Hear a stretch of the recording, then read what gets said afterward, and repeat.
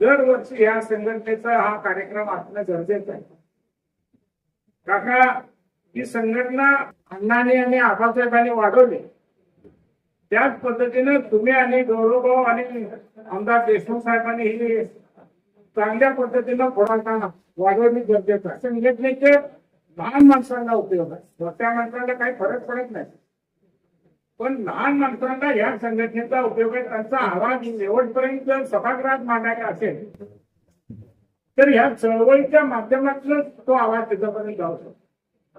काका, 14 तारखेला अण्णांची जयंती आहे. नवीन जागा आमची घ्या. तुम्ही 32 पत्र 14 जुलैला ना 15 जुलैला त्या दिवशी येऊन तिथे एक तंबू तर मारा. अण्णांची आठवण ते तंबूमुळे आहे. एक तंबू आणून आपण तिथं मारावं आणि परत काम पुढच्या वर्षापर्यंत तिथं काम चालू व्हावं, एवढीच मी अपेक्षा करेन. आणि गौरवभाऊ आणि काका पुतण्याचं भांडण महाराष्ट्रात शिकावं.